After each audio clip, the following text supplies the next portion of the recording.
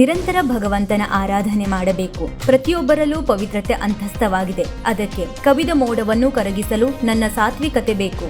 ನಮ್ಮ ಆತ್ಮವನ್ನು ಉದ್ಧರಿಸುವವರು ನಾವೇ ಎಂದು ಕನ್ಯಾಡಿ ಶ್ರೀರಾಮ ಕ್ಷೇತ್ರದ ಪೀಠಾಧೀಶ ಮಹಾಮಂಡಲೇಶ್ವರ ಶ್ರೀ ಬ್ರಹ್ಮಾನಂದ ಸರಸ್ವತಿ ಮಹಾರಾಜ ನುಡಿದರು. ಅವರು ಕೋನಳ್ಳಿ ವನದುರ್ಗ ಮಂದಿರ ಪರಿಸರದಲ್ಲಿ ಗುರುವಾರ ಆಯೋಜಿಸಿದ್ದ ಚಾತುರ್ಮಾಸ್ಯ ಕಾರ್ಯಕ್ರಮಕ್ಕೆ ಚಾಲನೆ ನೀಡಿ ಆಶೀರ್ವಚನ ನೀಡಿದರು. ಚಾತುರ್ಮಾಸ್ಯ ಸಮಿತಿ ಅಧ್ಯಕ್ಷ ಎಚ್.ಆರ್. ನಾಯ್ಕ್ ದಂಪತಿಗಳು ಬ್ರಹ್ಮಾನಂದ ಶ್ರೀಗಳ ಪಾದಪೂಜೆಯನ್ನು ನೆರವೇರಿಸಿದರು.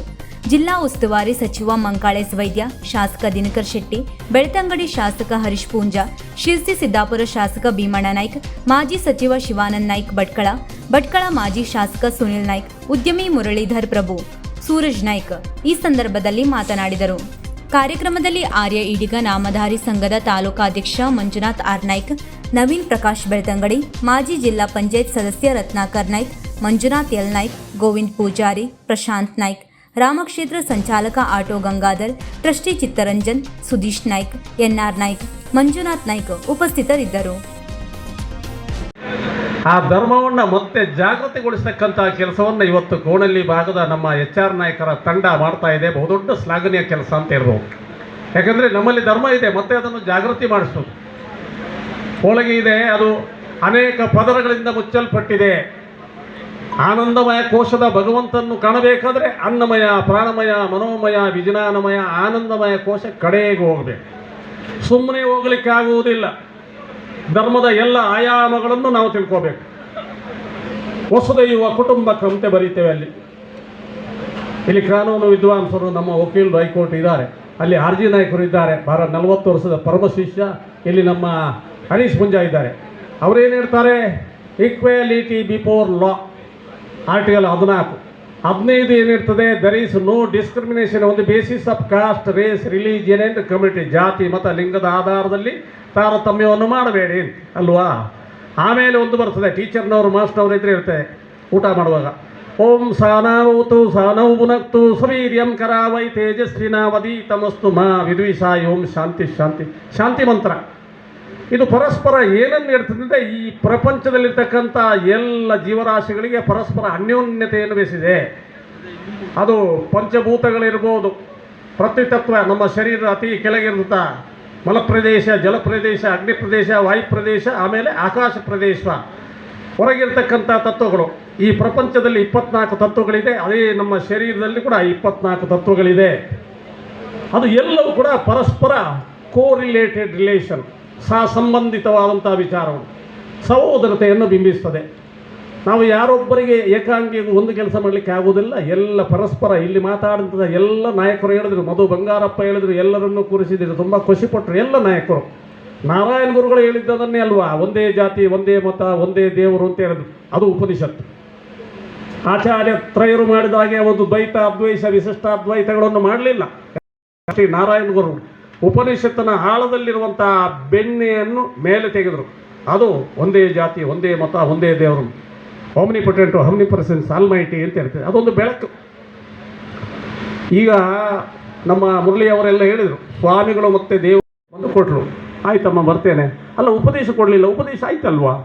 ಆ ಬುದ್ಧಿಯೊಳಗೆ ಕುಪ್ಪೆಚೂರು, ಕಲ್ಲಿನಚೂರು, ಸೆಗಣಿ ಎಲ್ಲ ಇರುವಾಗ ಪಾಯಸ ಹಾಕಲಿಲ್ಲ, ನೀನು ತೊಳೆದು ಕೊಟ್ಟು. ಹಾಗೆ ನಿನ್ನ ಈ ಮನಸ್ಸು, ಬುದ್ಧಿ, ಹೃದಯ ಎಂಬ ಬುದ್ಧಿ ಸ್ವಚ್ಛವಾಗಿಟ್ಟಾಗ ಮಾತ್ರ ಅದಕ್ಕೆ ಪಾತ್ರ ಆಗ್ತದೆ ತಗೊಳ್ಳಿಕ್ಕೆ ಅಂತೆ. ಹಾಗೆ ನಮ್ಮ ಬದುಕಿನಲ್ಲಿ ಕೂಡ ಹಾಗೆ ಅಂತೆ. ಭಗವತ್ ಪ್ರಾಪ್ತಿ ಆಗಬೇಕಾದ್ರೆ ನಮ್ಮಲ್ಲಿ ಒಂದಷ್ಟು ನಿಷ್ಠೆ ಬೇಕಂತೆ. ಜಗತ್ತಿನಲ್ಲಿ ಎಲ್ಲವೂ ಸಿಗ್ತದೆ ಅಂತೆ. ದುರ್ಲಭಂ ತ್ರಯಮೇ ವೈತದ್ದೈವಾನುಗ್ರಹ ಹೇತುಕಂ ಅಂತ ಶಾಸ್ತ್ರಜ್ಞರು ಹೇಳ್ತಾರೆ. ಮನುಷ್ಯನಾಗಿ ಹುಟ್ಟೋದು, ಆಮೇಲೆ ಮುಮುಕ್ಷು ಆಗೋದು, ಆಧ್ಯಾತ್ಮವನ್ನು ಡೈಜೆಸ್ಟ್ ಮಾಡ್ಕೋಬೇಕು, ಜೀರ್ಣ ಮಾಡ್ಕೋಬೇಕು, ತಿಳ್ಕೋಬೇಕೆಂಬ ಭಾವನೆ, ಮತ್ತು ಒಂದು ಗುರುವಿನ ಸನ್ನಿಧಾನ, ಸಂಪರ್ಕ.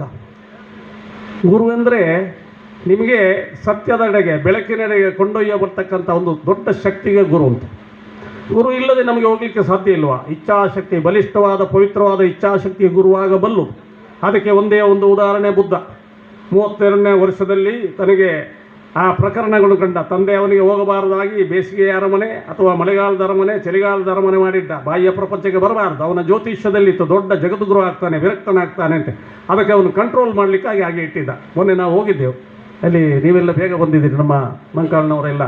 ನಾವು ಅಲ್ಲಿಗೆ ಎಲ್ಲಿ ಗೊತ್ತೊಂದು ಅಯೋಧ್ಯೆಯಿಂದ ಹೋದಾಗ ನೇಪಾಳಕ್ಕೆ ಹೋಗಿದೆ, ಅರ್ಧ ದಿವಸದ ದಾರಿ. ಅಲ್ಲಿ ಈಗಲೂ ಹಾಗೆ ಉಂಟು, ಬುದ್ಧ ಇದ್ದಂಥ ಜಾಗ. ಇದು ಯಾಕೆ ಹೇಳ್ತೇನೆ ಅಂದರೆ, 32ನೇ ವರ್ಷದಲ್ಲಿ ಅವ ಹೊರಗೆ ಬಂದ. ಚೆನ್ನನ ಹತ್ರ ಹೇಳ್ದ, ಚೆನ್ನ ಒಂದು ಸಲ ವಾಕಿಂಗ್ ಹೋಗಬೇಕು ಅಂತ. ಹೊರಗೆ ತಿರುಗಿದಾಗ ನೋಡಿ ಗಾಳಿ ಫ್ಯಾನ್ನಲ್ಲಿರ್ತದೆ. ಅದೇ ಗಾಳಿ ಹೊರಗೆ ಹೋಗಿ ಏನಾಯಿತು, ತಾಯಿಯ ಗರ್ಭದಲ್ಲಿ ಮಗುವಿನೊಳಗೆ ಸೇರಿಕೊಂಡು ಪ್ರಾಣ ಶಕ್ತಿ ಆಯಿತು. ಹೊರಗೆ ಬಂದಾಗ ಅದೇ ಪ್ರಾಣಗಳು ಮತ್ತೆ ತುಂಬ ಪ್ರಬಲಗೊಂಡದು.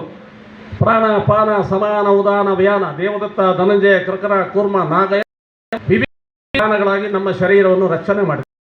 ಈ ಪ್ರಾಣಗಳನ್ನು ಅರಿತು ಒಬ್ಬ ಸನ್ಯಾಸ ಪ್ರಾಣದ ಸೂಕ್ಷ್ಮತೆಯನ್ನು ಅರಿತು ತನ್ನ ಯಾವುದೇ ಒಂದು ಅಂಗದಿಂದ ಊರ್ಧ್ವಮುಖವಾಗಿ ಕಣ್ಣು ಕಿವಿ ಮೂಗು ಬಾಯಿ ಯಾವುದರ ಮುಖಾಂತರ ಅಥವಾ ನಮ್ಮ ಶಿರಸ್ಸಿಂದ ಪ್ರಾಣವನ್ನು ಬಿಡಬಲ್ಲ. ಅಂದರೆ ಒಂದು ಅಧ್ಯಾತ್ಮದ ಸೂತ್ರಗಳು. ಅಂಥ ಸೂತ್ರಗಳು ಇವತ್ತು ಹಿಮಾಲಯದಲ್ಲಿ ಬಾಕಿಯಾಗಿದೆ, ಇಲ್ಲಿಗೆ ಬರಲಿಲ್ಲ. ಅಥವಾ ಅದಕ್ಕೆ ಗುರು ಪರಂಪರೆ ಕೆಳಗೆ ಇಳಿಯಿಲ್ವ ಗೊತ್ತಿಲ್ಲ. ನಮ್ಮದಾದರೆ ಅವಧೂತ ಪರಂಪರೆ, ಸಾಕ್ಷಾತ್ ನಿತ್ಯಾನಂದರು ಅಂದರೆ ಪರಮಾತ್ಮ ಅಂತ ಹೇಳ್ತೇವೆ, ಮೂಲ ಪರಂಪರೆ. ಅವರು ಸತ್ತವರನ್ನು ಕೂಡ ಬದುಕಿಸ್ತಾರೆ. ಅದು ನಿಮಗೂ ಆಗ್ತದೆ, ನಮಗೂ ಆಗ್ತದೆ, ಎಲ್ಲರಿಗೂ ಆಗ್ತದೆ, ಹೊರಗಿಂದಲ್ಲ. ವಿವೇಕಾನಂದರು ಹೇಳ್ತಾರೆ, however soul is potentially divine, the divinity of the manifestation is called religion. ನಿಮ್ಮ ಎಲ್ಲ ಆತ್ಮಗಳು ಅಂತಸ್ಥವಾಗಿ ಪವಿತ್ರವಾಗಿದೆ. ನಿಮ್ಮ ಎಲ್ಲರೂ ನೀವು ಪವಿತ್ರಾತ್ಮರೇ ಆಗಿದ್ದೀರಿ. ಆ ಪವಿತ್ರತೆ ಉಂಟಲ್ಲ, ಅದು ಅಂತಸ್ಥವಾಗಿದೆ. ಅದಕ್ಕೊಂದು ಮಪ್ಪು ಬಂದಿದೆ, ಮೋಡ ಬಂದಿದೆ. ಇವತ್ತು ಬೆಳಗಿಂದ ಮಧ್ಯಾಹ್ನವರೆಗೆ ನಮ್ಮ ಸೂರಜ್ ಹೇಳಿದಾಗೆ ಮೋಡ ಕರಗಬೇಕು. ಮೋಡ ಕರಗಬೇಕಾದ್ರೆ ಏನಂದರೆ ನಿಮ್ಮಲ್ಲಿ ಸಾತ್ವಿಕತೆ ಬರಬೇಕು. ನಮಗೀಗ ಯಾರು ವಿರೋಧಿ, ಭೀಮಣ್ಣ ವಿರೋಧಿಯ, ಮಂಕಾಳ ವಿರೋಧಿಯ ಅಥವಾ ಸುನಿಲ್ ನಾಯ್ಕರ ವಿರೋಧಿಯ ಅಂತ ಆ ಭಾವನೆ ಬೇಡ. ನಮಗೆ ಯಾರು ವಿರೋಧಿಯಲ್ಲ. ಉದ್ಧಾರ ಯದಾತ್ಮನಾತ್ಮನ ಆತ್ಮನ ಮೌಸಾದೇತ ಆತ್ಮಯೋ ಆತ್ಮನೋ ಬಂದಾತ್ಮಯೋ ರಿಪರಾತ್ಮನ. ನಿನ್ನ ಆತ್ಮವನ್ನು ನೀನೇ ಉದ್ಧರಿಸಬೇಕು, ನಿನ್ನ ಆತ್ಮಕ್ಕೆ ನೀನೇ ಬಂದು ನಿನ್ನ ಆತ್ಮಕ್ಕೆ ನೀನೇ ವಿರೋಧಿ ಅಂತ ಭಗವಂತ ಭಗವದ್ಗೀತೆಯಲ್ಲಿ ಇರ್ತಾನೆ. ಎಲ್ಲೋ ನಮಗೆ ಒಂದೊಂದು ಸಲ ಗಡಿಬಿಡಿ ಆಲೋಚನೆಗಳು. ನಮಗೆ ಅವರು ವಿರೋಧ ಮಾಡ್ತಾರೆ, ಇವರು ಇರ್ಬೋದು. ಖಂಡಿತ ಇಲ್ಲ. ನಿಮ್ಮ ತಲೆಯಲ್ಲಿ ಎಷ್ಟು ಬರೆದಿದೆ ಪುಂಜರೆ, ಅದರಿಂದ ಒಂದು ಇಂಚನ್ನು ಅಲ್ಲಾಡಿಸಲಿಕ್ಕೆ ಆಗೋದಿಲ್ಲ. ನೀವೆಲ್ಲ ನಮ್ಮ ಪರಮ ಶಿಷ್ಯರು, ನಮ್ಮ ನೆರಳಿನಲ್ಲಿ ಇರೋದನ್ನು ಸರಿಯಾಗಿ ಡೈಜೆಸ್ಟ್ ಮಾಡಿಕೊಂಡವರು.